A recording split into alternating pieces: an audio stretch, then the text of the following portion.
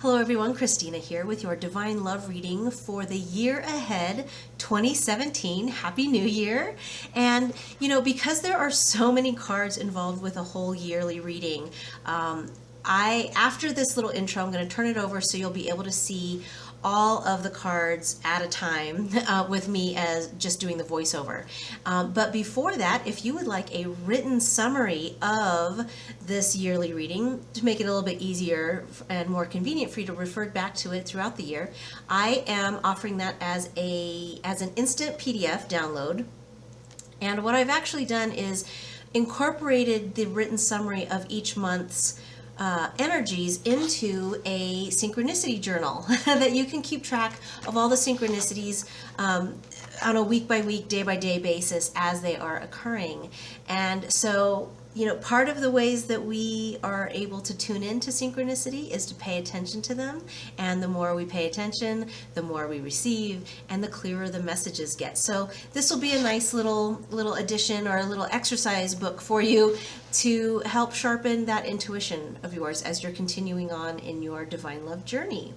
And then also, if you would like a reading just like this one for your year ahead, tailored specifically to your divine love partnership, I will also leave that information in the links down below. All right, everybody, let's get started. Oh my goodness, look at these three cards that are going to be getting us through the entire year. I am so in love with this. As we go through, and obviously over the course of a year, there's going to be a lot of ups and downs, but these three cards really say it all. And I mean, to the point that I almost feel like I don't even need to explain them, but of course I will because it's my job.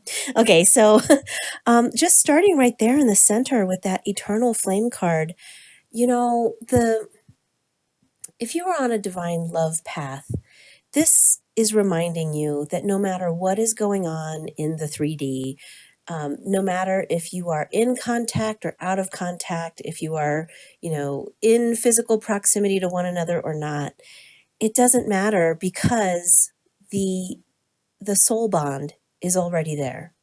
You're always connected. We can't outrun the connection. And, regardless of what life choices, free will choices, circumstances keep you apart in, 3D physical existence, the bond is always there. And probably one of the biggest challenges for anyone who's on this path is being okay, or not being okay. Let me give you a better word. Being satisfied and content and grateful for the existence of that bond and having faith in that bond, regardless of what choices are made around it. We have to, in some ways, we do need to detach a bit, from the individual, because if it's truly unconditional love, which is what divine love is, these two are closely related. Unconditional love is, I think we have a better idea of what unconditional love means, but when we start talking about divine love, it also brings in that spiritual aspect. But this eternal flame is just that you don't have to do all of these acrobatics and the longing and the misery and the suffering about whether or not the bond is there. You just, no matter what's going on over the course of the year, no matter what happens, always come back to that knowing, that deep knowing that the bond can't ever be changed. All right, so now that I've really gone on a little rant for that, let's look at the love card over on the left. What a gorgeous card this is. I love it for the colors and the image itself. This is really the feminine rising. I love the red, orange, yellow, the predominance of the yellow, but also with the purple in there. This is about, that divine feminine rising. And for so many, especially if you live inside a body that's recognized as female, there's so much shame and alienation from the sacral, from our self-worth, that that it's beautiful that this image of this feminine female figure is also, melded with a tree image. And this is about, kind of that natural beauty, the kind that grows in spite of, whatever might be constraining it. And I'm thinking specifically of if you've ever, had like big old trees, maybe in your neighborhood, or if you've been walking by and that are near sidewalks or driveways. And um, and eventually the tree and its roots sometimes get so large that that it rips up the sidewalk. It totally destroys the concrete. And what a testament to what that. I mean, it's very closely related to that eternal flame card too. It's like, look, these things that are natural and part of the natural order, part of the divine order, they can't, they really can't be suppressed, not under concrete, not under asphalt, not under metal. I mean, even metal rusts and is eaten away because these things that are meant to be, whether it is the unfettered growth of a tree or the unfettered growth of a person or plain old fashioned love. It can't be suppressed and we can't outrun it. So those two together, I think, are some really encouraging messages to hold on to, especially as we go through the year and things it gets to be a little bit harder to hold on to that. And then finally, we have the answered prayer. And what I really want to focus on here is that blue butterfly in the center, as well as the blue star at her throat chakra. These other two cards are all orange and yellow, like those are the dominant colors. And then this is that blue, the blue of the throat chakra. This is about communication. And, my background is actually in communication. And so the way I conceive of this is as, communication, the way we communicate is has a mutually reinforcing, a symbiotic relationship with the culture we create and are shaped by. And so this answered prayer is, it's a little bit of encouragement from the universe that all that you've been wishing for and wanting and hoping for and desiring, it's there for you. This is about manifestation, but this butterfly in particular is transformative. And so this is about, transforming that predominant feeling of longing into a feeling of receiving and gratitude.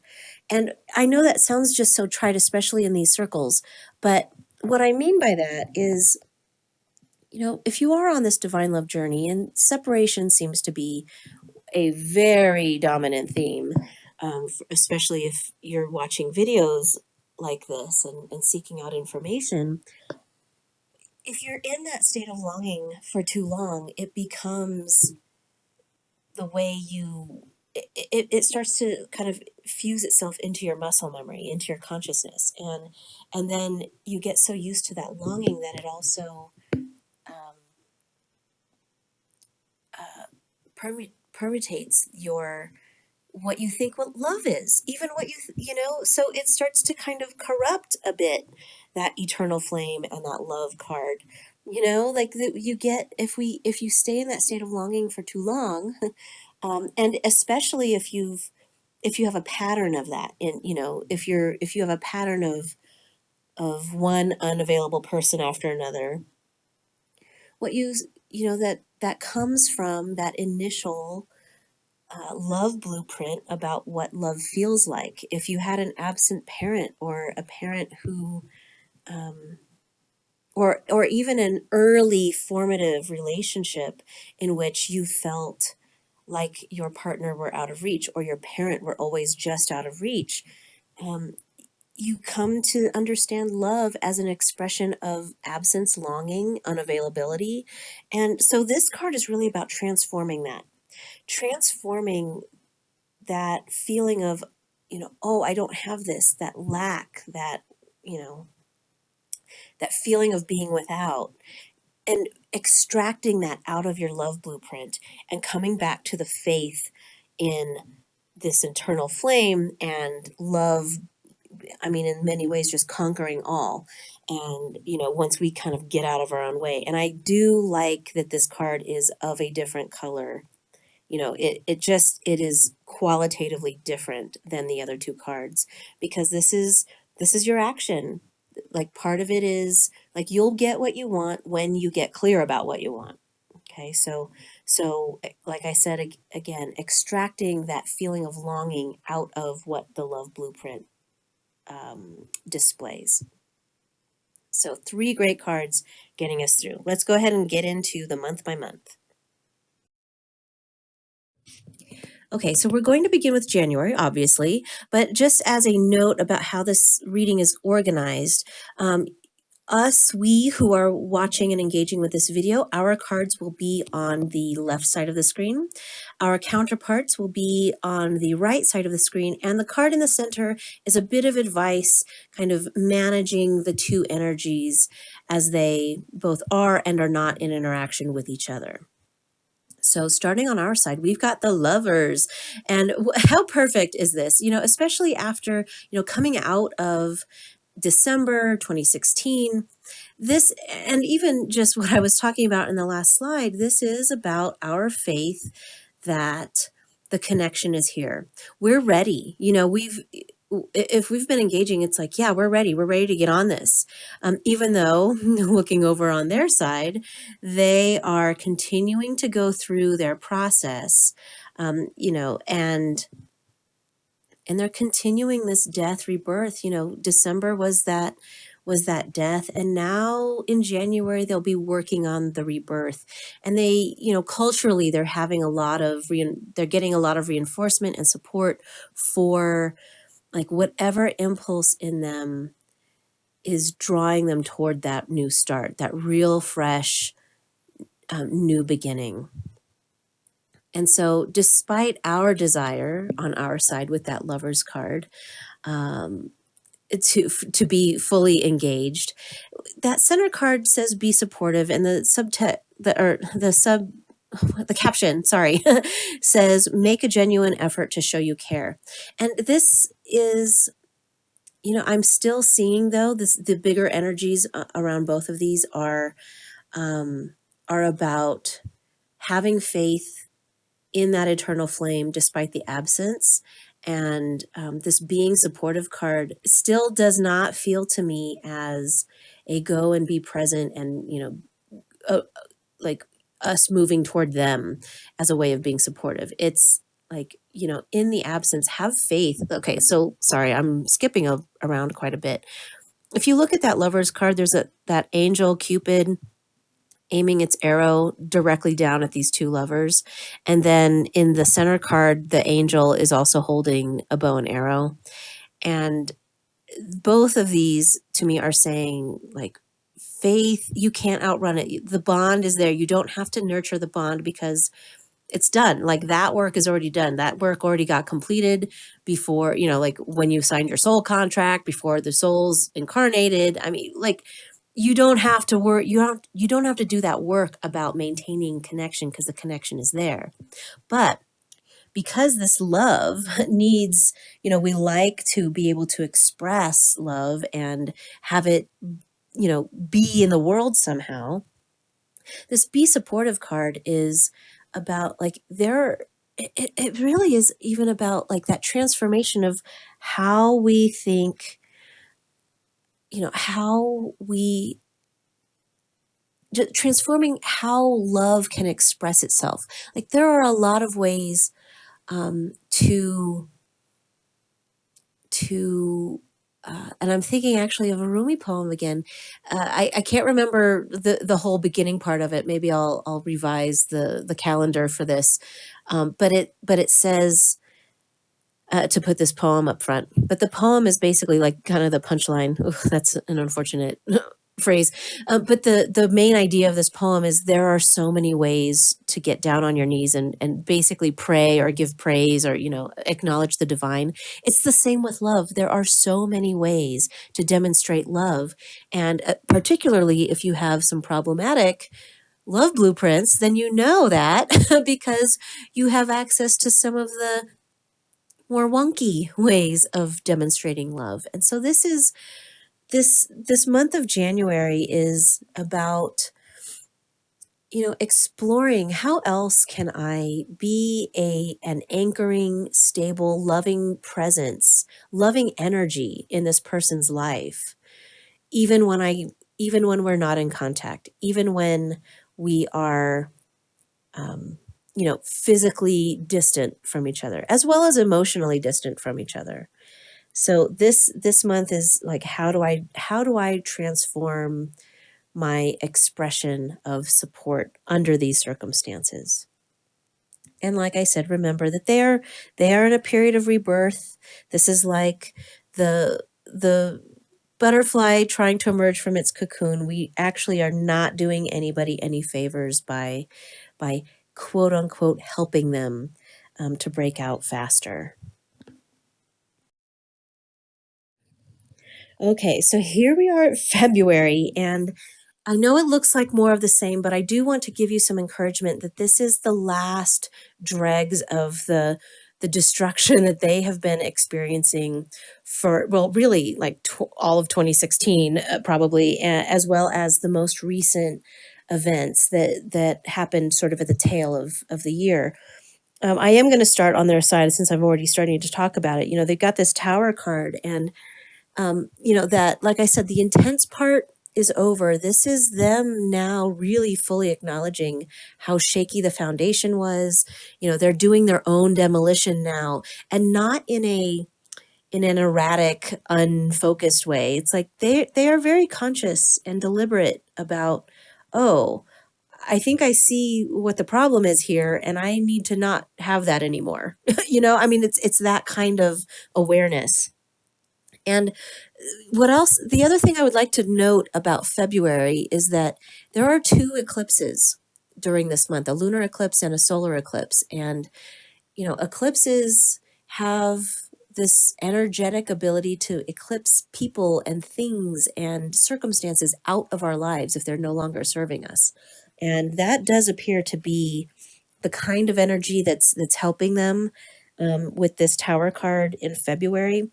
And I know that especially if you've been out of contact or in separation for a really long time, like in 3D separation for a long time, it can feel like, man, how much more? How much more chaos are they going to have? Well, it does seem like February is the month where they wrap that up, the chaotic part. Or the destruction part, because it's still some shaky energy, but but this is where that the real misery and suffering of it starts to come to an end. And what I'd like to point out on our side with that 3 of Wands is, that tower's on fire and we're over here kind of juggling our 3 wands, and it seems like we're kind of on our own doing that. But this figure is pointed toward the counterpart.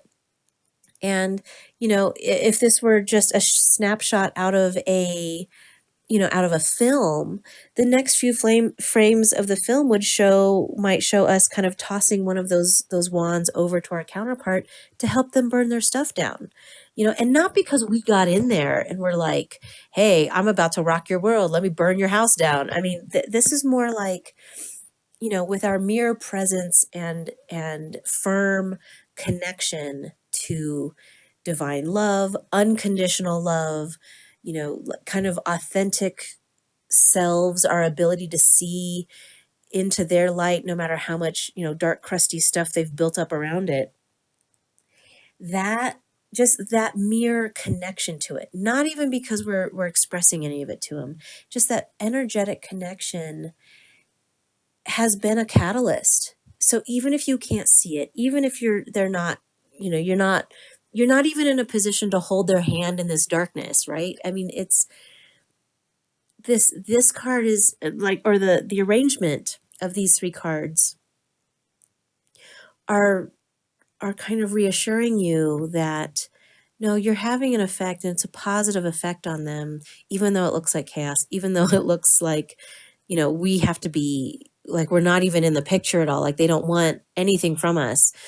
It's still planted a little seed in their mind and they start, or it's not even that they start, like they're completing this whole process that has been so full of dismantling. I think I like that word dismantling a little bit better because I think it reflects a little bit more of the deliberate control that they have at this point. Whereas in the last few months, like December, the last half of 2016, particularly from about Thanksgiving, November ish on, how that just felt like chaos and destruction. This is much more controlled. It's the controlled burn of the fields so you can get something new to grow. And that really is waiting for us in March.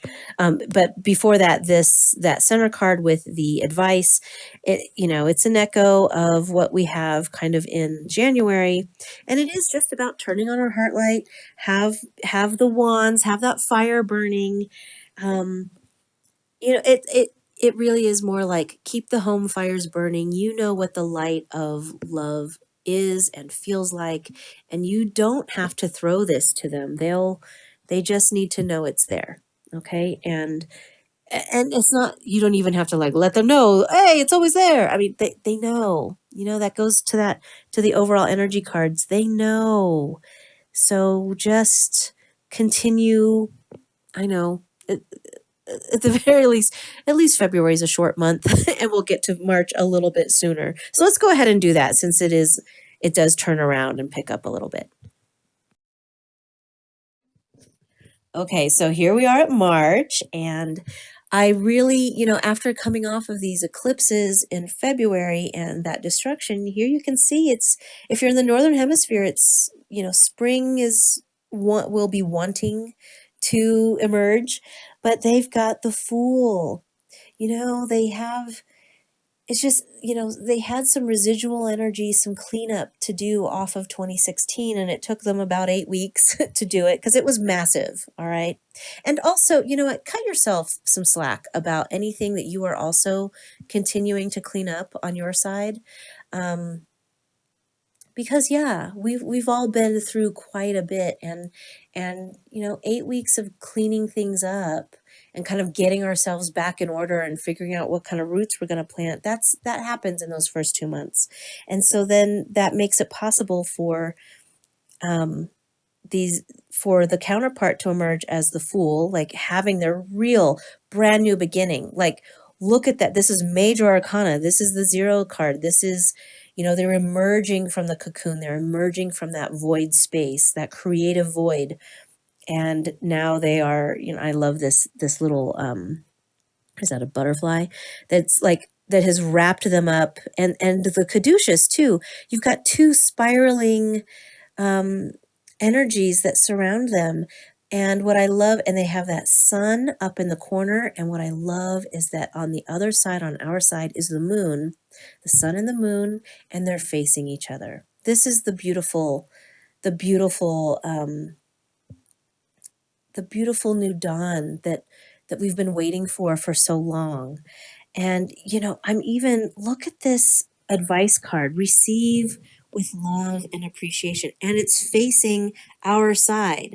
If you were on this side, okay, so first of all, the moon is supposed to be, is a feminine energy and is supposed to be about receiving. But for so many people, regardless of which side of the spread, you're on, um, receiving is such a challenge, and you know it because of, you know, all of the last few months of stay in your lane talk that we've been having. We like to help. And the reason we like to help is because it's easier than dealing with our own stuff, right? I mean, so this is now like the Fool is about moving forward and taking action. This middle card is another figure that is facing this, our side, all wanting to give here. Okay. And so the moon is about stillness and is about, you know, if you are serious about having this kind of divine love in your life, then you have to be in a yin space about it as well as the yang space. It's not about giving, giving, giving, and pushing all that love out, out, out into the world. It's also about receiving. And you have to bring those into balance. And, unsurprisingly, March is when we have the equinox, the first equinox of the year, which is about balancing light and dark, sun and moon. The number of daylight hours is equal to the number of nighttime hours, and this is what March is about. So the effort that we will have to really be focused on is going to be on stillness and receiving that yin energy. If you do yoga, this is the month that you'll want to do like almost all the yin classes because it's been yang and power and what are the other ones? Like the more the flow. Okay, so those have so much more action and in them that if you do yoga, do the yoga, do the, I'm trying to remember what the other word for it is, but it's the ones that where you hold the poses. You just hold the poses and allow kind of the deep muscle tissues to release. And the only way that they do that is not through motion, but by just a sustained stillness. And that's kind of the challenge for folks on our side of the spread in the month of March. But we're restoring balance. Look at all that moon, sun, yin, yang energy coming into balance here. It's beautiful. I am excited about March. Once we get to April, it looks like we're going to have a few more growing pains, kind of with the new energy that we establish in March. So on our side, we've got this Two of Pentacles. The keyword up top is change, but this card is also about balance. That whether it's the Thoth or the traditional Rider Waite, the Two of Pentacles in both tarot systems is about this infinity, the constant balance, the ebb and flow, and it seems that all the work that we did kind of to deliberately receive in March, we're continuing to get used to how do we sustain that. Okay, so in March, if we're changing our thinking, this is how we kind of bring it back into action um, and balance it out with the way that we either like take action. On their side, they've got the Eight of Cups, and I don't actually feel like this one is them walking, like they come to us and then they walk back away. This actually does feel like these process. It's not poof, and even when they're a long process, the stuff kind of comes back every now and again, and they have to continue making the deliberate effort. And the March energies were moon on our side, sun on their side, and in April they switch back again. So we're in the daylight and they're in the darkness, or in the night, in the moonlight, um, and so this is them. That they've got that moon that they're walking toward. They're walking away from some of these cups, and this April will be a continuation of them. It's the ebb and flow. They come back into yin energy. We come back into yang energy just a bit. This actually feels kind of gentle for April. And then the advice in the middle is go back to what you love. And this is actually not about your partner, but about like, hey, remember that this is still not all about partnership, like coupling and the other person. This is you have to continue to stand on your own 2 feet. And so even like their Eight of Cups with this walking away, it's like they're continuing to figure out who they are, in connection to divine love. Like how do they enact this? And they have to know what that means without a partner.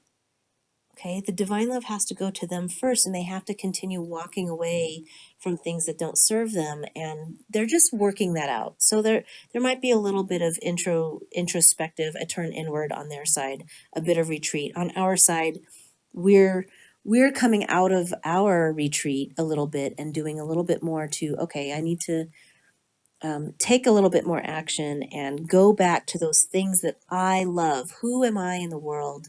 How do I, how am I of service in the world? And so that's the advice for April.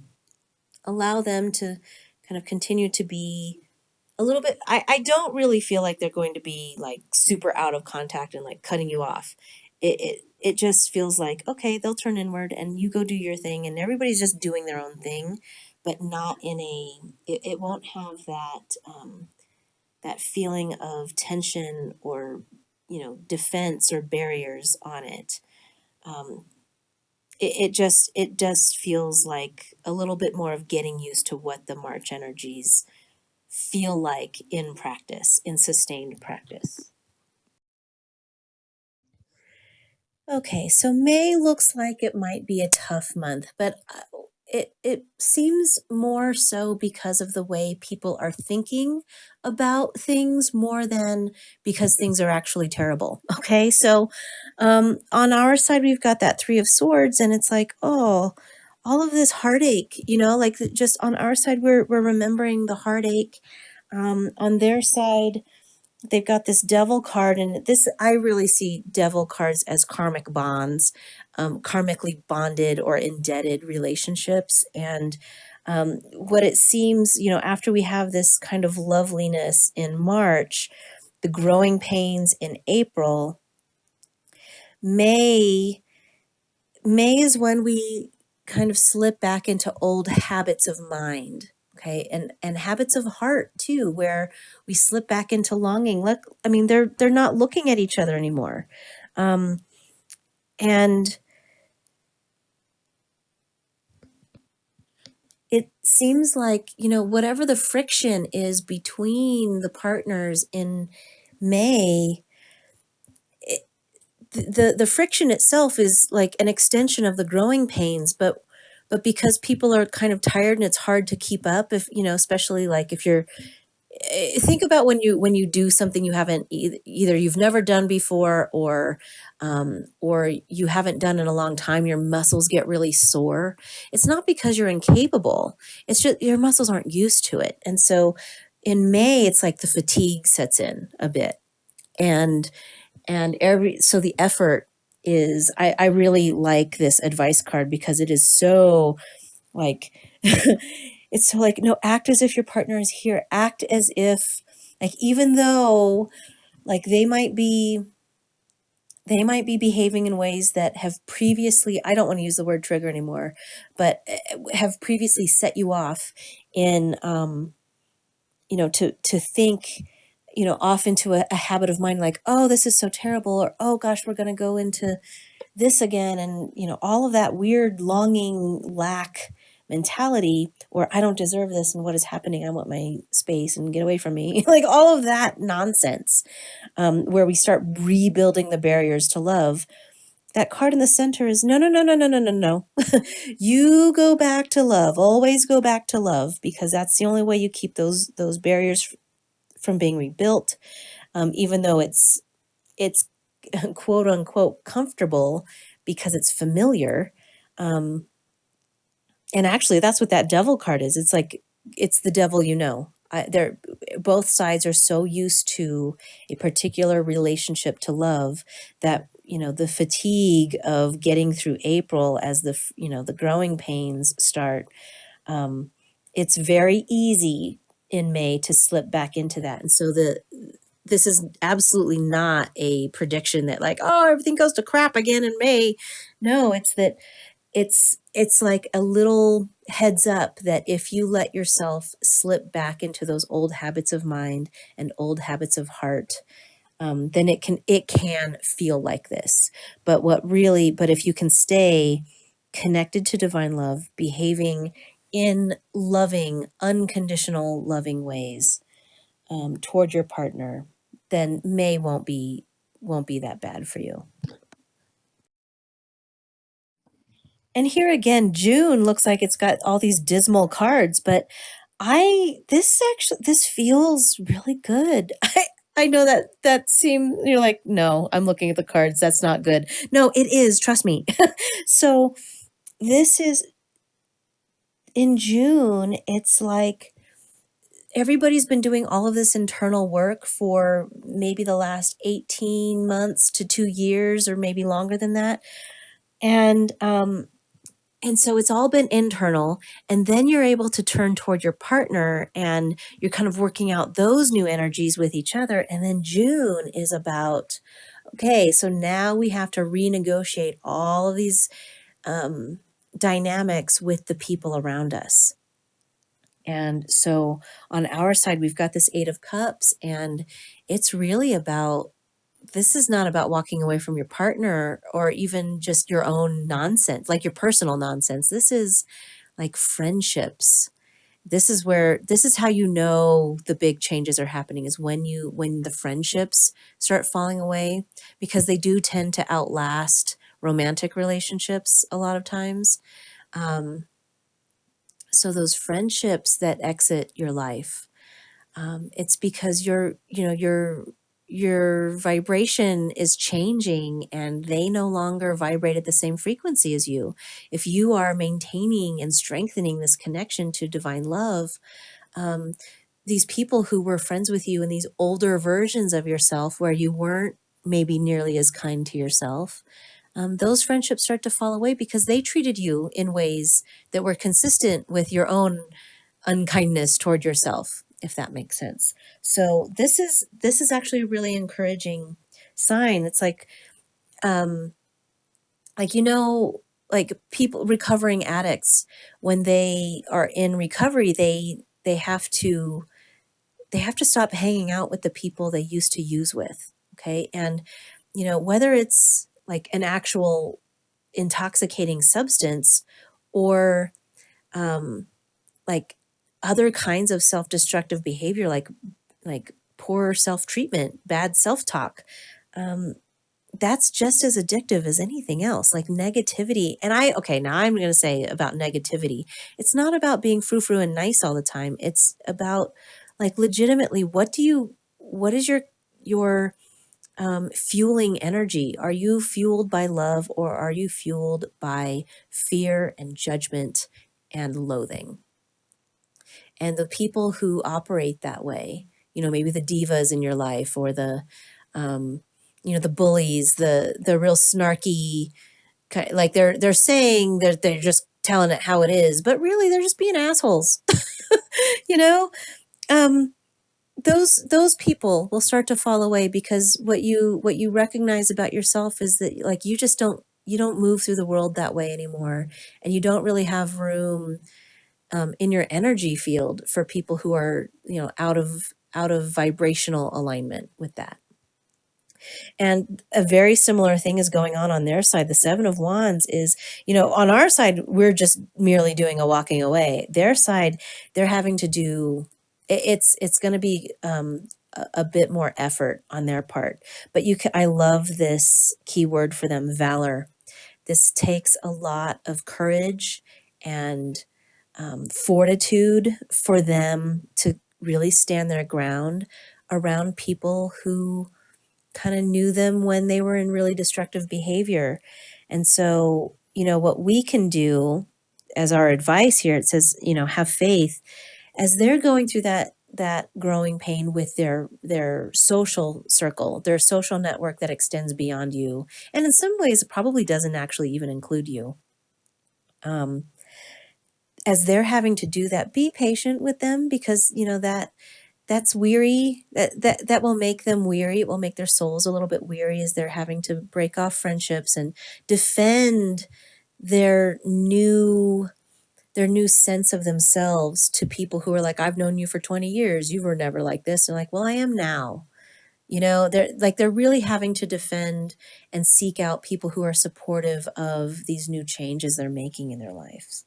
So, our best efforts around them, or in support of that, is like even if they're in some ways maybe lashing out at you, have faith that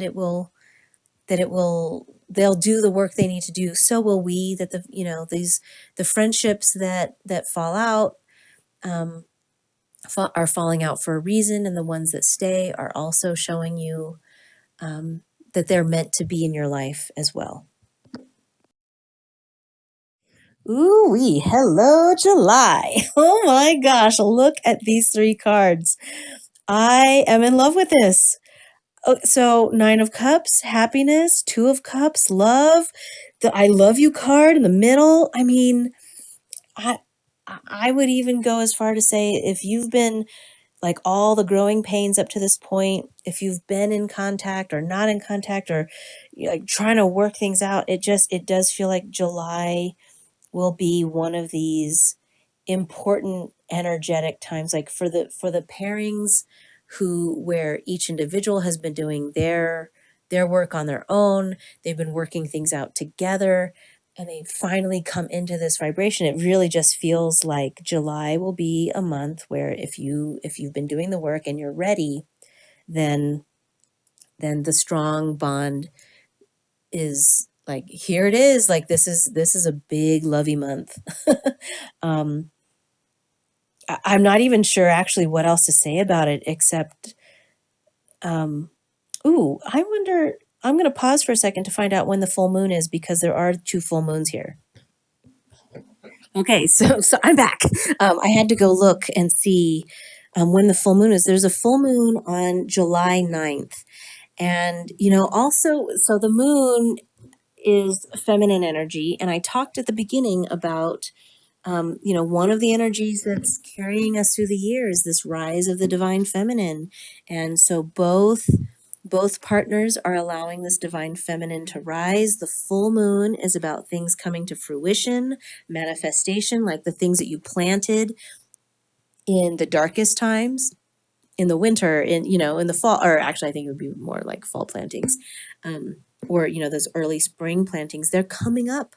This is the summer crops are happening. This is that time, and it feels like both partners are finally in a space feeling safe in their full expression of love.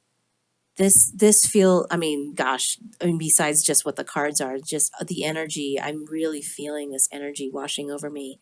And so hooray for July.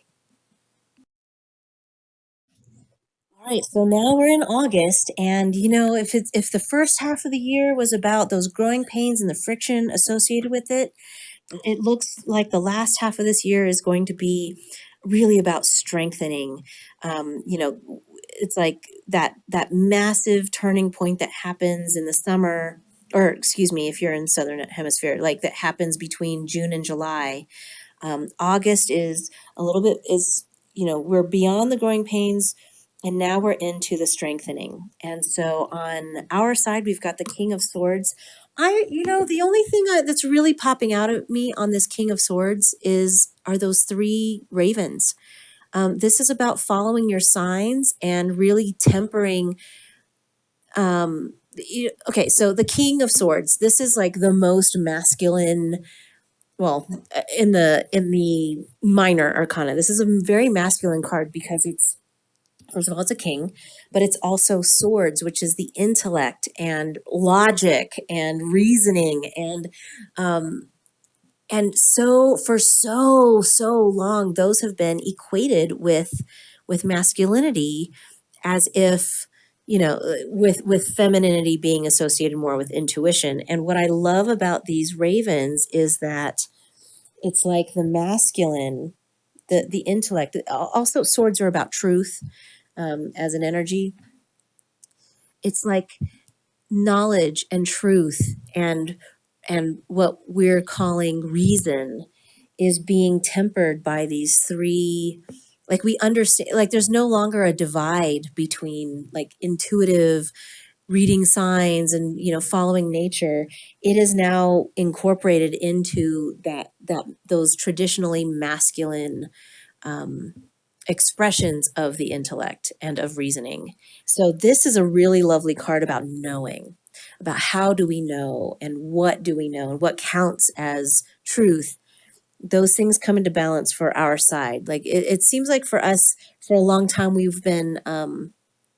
have been kind of fighting against ourselves, kind of doing the big pendulum about, no, I'm going to go all the way into intuition. It's like, or like all in the top chakras, and then they swing back to like, oh, now I'm going to be all about like rationality and reason and logic and like doing these things that I'm supposed to be doing. And for our side, it's like we finally, especially with that king, it's like we finally master that and are not a slave to the ebb and flow back and forth. Like we've really found a way to integrate them, integrate the two ways of knowing, and not feel without attaching value or judgment to which way we've decided, like which knowledge and epistemology is available to us to find out the answer to the question that we have. Okay. All right. So now on their side, they've got the Nine of Wands, and it's strength, but it's survival. This is perseverance. The Nine of Wands in particular is about not the part where you're going through it, but the part where you're strong because you went through it. Okay. So the struggle is behind them. They are really understanding. Now, this is like a real conscious awareness of how the struggles that they went through actually strengthened them rather than tearing them down, even though it felt like chaos the whole time that they were going through it. So this is a really beautiful, it's like both partners, however the struggles, whatever thing each partner was individually kind of fighting with, against, struggling through, like each of them kind of comes into that state of mastery over it, and a real knowing that, like, oh, this is what makes me, in the middle there, that middle card, this is what makes me limitless, this is what makes me expansive. And it's such a beautiful, it says, recognize the truth, you can do anything you choose to. It's like both of them spent so much time for the last couple years tearing down all of these barriers and expectations and what's an okay thing to go do, what's an okay thing to spend my time on. And now they're like, no, I can do whatever I want. And there's just a real sense of grounded confidence about, breaking rules. It's not even about breaking rules, because breaking rules suggests a sort of opposition to it. And it's like, there's no opposition here. It's just some of these rules serve me, some of these rules are stupid. And I'm just going to do whatever I want regardless. And sometimes whoever's in charge of the rules will be cool with it. And other times they won't be, and I won't even know or care about it, because that's how checked out from the rule book both partners are. August is a really lovely month for this kind of energy. I love that both months that contain an equinox have such beautiful, lovely energy with them. So here it's like the harvest. Here's on our side, we've got the Eight of Pentacles. They've got the Nine of Pentacles. I love that more than whatever the traditional meanings of the cards are, which I actually don't think are super relevant here. It is this big offering of flowers to each other. They're both facing each other, and they both have these floral offerings. And I like that hers it's these pink hearts. I think those are actually sweet peas, but they look like hearts. And on his side, it's sunflowers. The figures in here are they read as female and male, but obviously whichever side you're on is whichever side you're on. So we're all on this side. So, but it's like as much as we on our side have been struggling with a little bit of the sweetness, we're able to freely and just freely express all the sweetness that has been in our hearts waiting, and then they on their side have this, it's it's a sweetness, but it's embedded in the solar plexus chakra. Those are sunflowers. And so it's like they finally feel, because they finally feel deserving of love, they are, at long last able to offer it outward from them. And so, even though we had, like, July was this beautiful, beautiful month, it's like September is where the material day to day of it um, really comes into focus. So July actually could have been more of that spiritual level, and even like kind of making the agreements like, yes, we're going to try having this relationship now, doing that. It's September is that time where it's like the Tuesday afternoon version of this divine love still is so um, fully saturated with the love that seems like, we kind of go to the happily ever after scene, like it seems like a kind of a singular scene. But September is where we get from the singular scene to, no, it's like this all the time.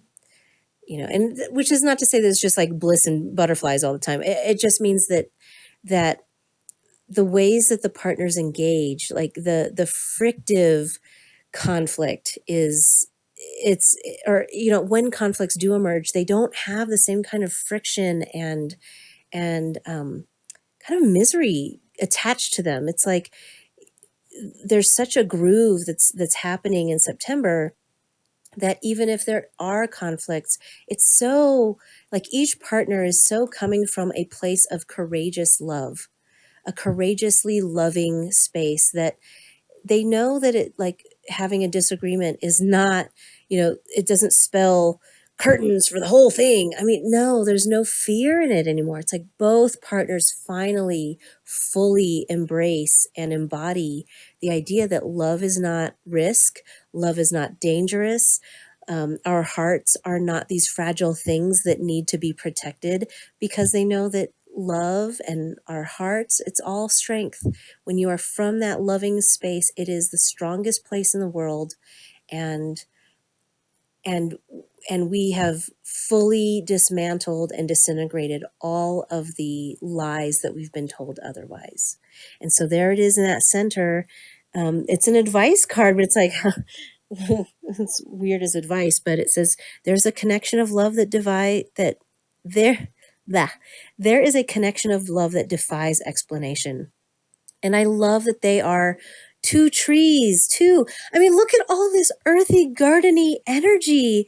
They're trees. And they have birds in their hair, and they're covered in flowers and ivy. And the individual cards are about flowers and ivy. And it's all just so completely, like, in line with the natural order of things. Isn't that lovely? Hooray for September. And this is the equinox month. Things come back into balance. Everything is in balance. Beautiful.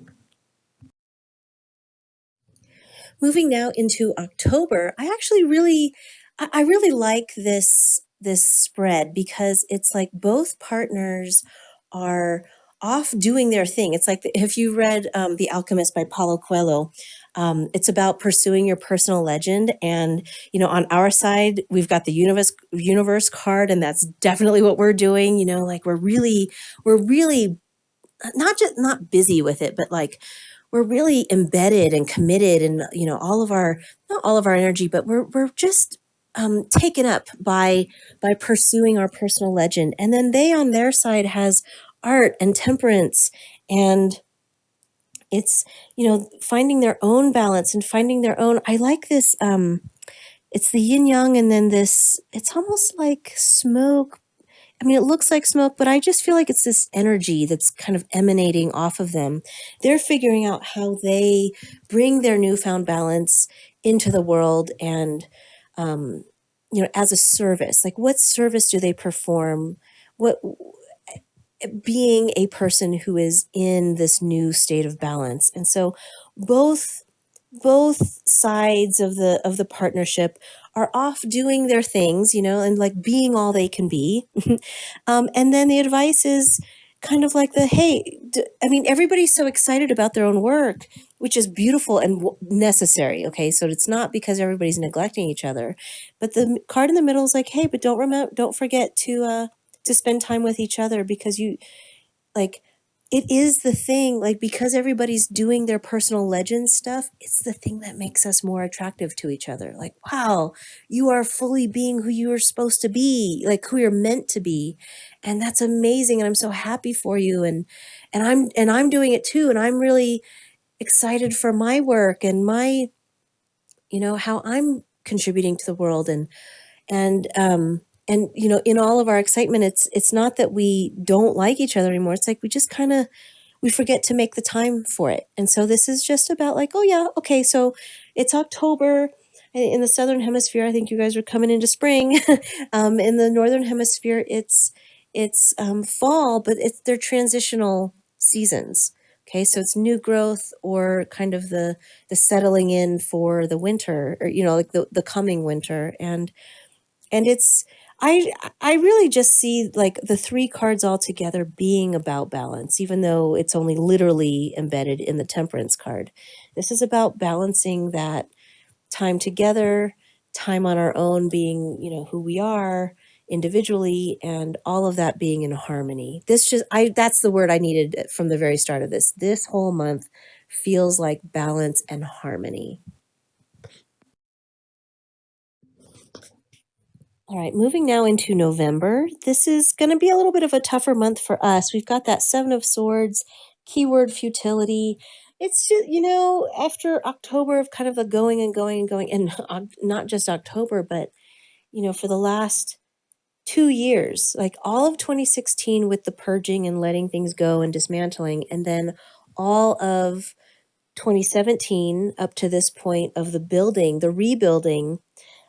This just feels like needing a little bit of rest and feeling, and it does feel like a little bit of self delusion. And what I mean by that is this card says futility, but there's been so much growth over the last 2 years that that it would be very easy for us to lie to ourselves if everything isn't super blissful. um, that our work is in vain. It just seems like we might be coming up against some challenges. It's not even like obstacles. They're just challenges. It's an incline. It's not, a whole mountain, but just an incline in kind of our daily mundane lives. It doesn't even feel like it's connected to our counterparts. It's not about the relationship. It's just a little bit of the grind of the daily life. Okay. And so, and this card is just a caution to not slip into negative self-talk that feels a little hopeless. Okay. Because that's not the case. And actually, your counterpart is going to be the one kind of pulling you along, because they do have the star card, which is a major arcana card about hope. But it's also, for them, they are deepening their own spirituality. The previous month they had that yin yang, and that felt like a connection. They're finding a way to have a balance for their spirituality, to have a balanced role in their lives. And the star card here in November feels like a deepening of that, so um, it's a deeper embedding and saturation of the cells, almost of like how their spiritual life, how their spiritual knowing becomes more embedded in their whole lives. And then again, I do like how, the first part of the year is all like, hang in there, and the second part of the year is like, oh yeah, hey, things are going so great, don't forget to have fun with each other. And not because, that everybody gets so busy that we forget about each other, um but it's, as an advice card, it's like, yeah, don't get too mired down in the daily mundane stuff, people on our side. And in a lot of ways, it's like the counterpart is going to be the one who steps up and and is kind of holding the torch of this romance, kind of leading the way on that, because we might be in a space where we forget a little bit, which is lovely because who doesn't like to be romanced, right? Okay, let's go on to December. Ending the year here with the Queen of Cups, Prince of Wands, and listening with our hearts. It just seems like, even though these aren't major arcana, this does feel like Queen of the Moon and Prince of the Sun. The I did look to see what the King of Wands looks like in this deck, and it's presented. I think we got the Prince of Wands because the lion is more associated with sun. Like the sign of Leo is ruled by the sun, and so the reason, it in reading tarot, it's just as important what cards don't show up as it is which cards do. And so it is purposeful that we got this Leo on their side. Um they are the royalty. It's as close to the King of the Sun as we could get, except that the King of Wands didn't have a sun in it, and it was actually a really dark card. So this is about fire and water and balance, and the two just really being in this space of kind of becoming sort of fully who they're meant to be. I do also like this listen with your heart as the advice. If you're listening to this right now at the beginning of the year when it's posted, then we know that we've just come out of a pretty hard period of time, both for ourselves and our counterparts went through some things. And so, with the holidays, December can be really tough, especially if there are hard anniversaries or, people who aren't around anymore. And this might be the first or second holiday without them. So that's going to be some hard stuff that both sides are addressing. And it's just a reminder to each to continue listening with our hearts and to listen, to be in that yin space of receiving and listening, allowing the other person to sort of talk. And, if you're the person who needs to talk something out, being, open to receiving a comforting ear. I know that sounds a little bit kind of backwards, but it's, December is going to be kind of a for all of the ups and downs and the peaks and valleys of the whole year, it's like December just gets to be this even keel space of everyone being comfortable in their being, and being able to have a real sense of mutuality about giving and taking emotionally within this partnership. Okay, that does it for 2017. I hope you found this helpful, and wow, take a look at that last half of the year, huh? All right, good luck everybody. Can't wait to see you in 2018.